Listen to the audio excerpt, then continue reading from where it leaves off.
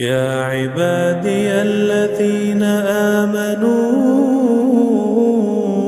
إن أرضي واسعة فإياي فاعبدون كل نفس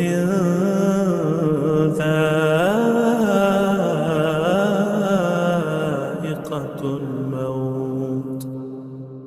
كل نفس ذائقة الموت ثم إلينا ترجعون والذين آمنوا وعملوا الصالحات لنبوئنهم من الجنة غرفا تجري من تحتها الأنهار خالدين فيها نعم أجر العاملين الذين صبروا وعلى ربهم يتوكلون